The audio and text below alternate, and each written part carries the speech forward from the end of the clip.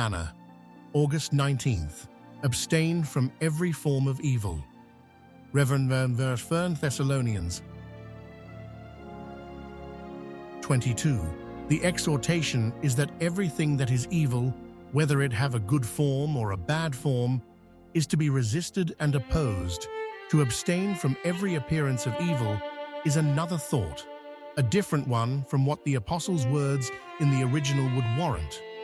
Nevertheless, they represent a sound principle.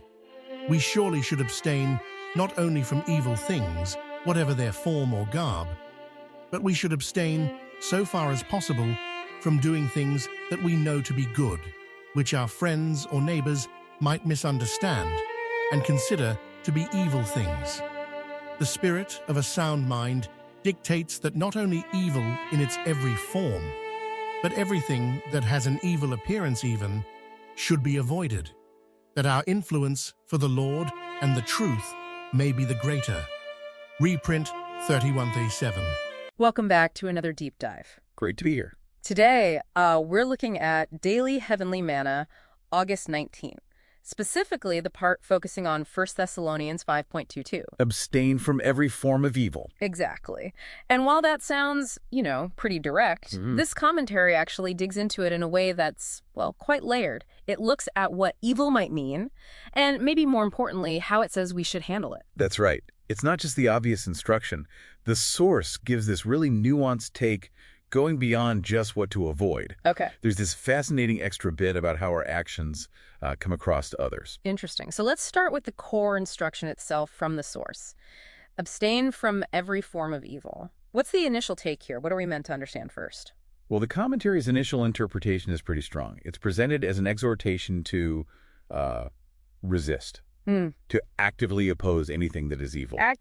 Yes.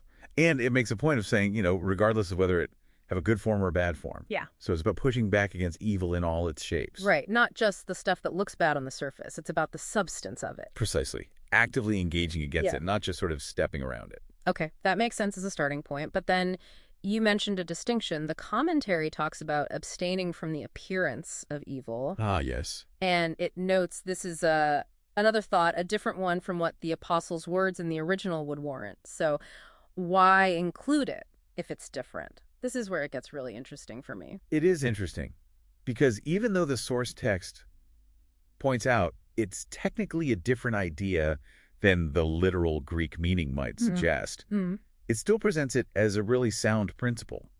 It's endorsing this second idea too. Okay, so what is this second principle about, the appearance part?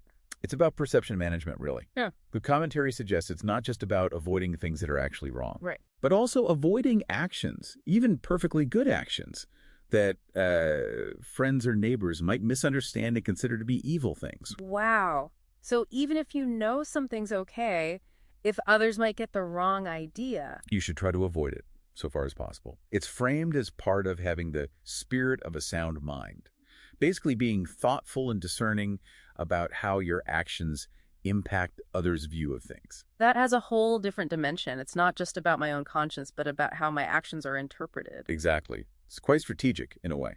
So bringing this together, we have avoiding actual evil and then avoiding the appearance of evil. What does the commentary say is the point of all this? Why this twofold approach? Well, the purpose given is pretty clear. It's that our influence for the Lord and the truth may be the greater. Ah, okay, so it connects back to impact. Precisely. The idea is that by being careful not just about what you do, but also how you're perceived, you maximize your positive influence, your ability to represent, truth or goodness effectively. It's about maintaining credibility, maybe. So your message or example isn't undermined by misunderstanding. It seems to be the core idea, yes. Careful conduct, managing perception, all for the sake of having a greater positive effect. So to sum it up, this dive really highlights that according to this source, it's not just about your actions themselves, but also, crucially, how they might land with others, all for the sake of a greater good or influence. That's a good way to put it.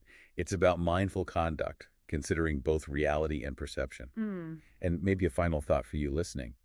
Think about your own actions, even the ones you know are well-intentioned.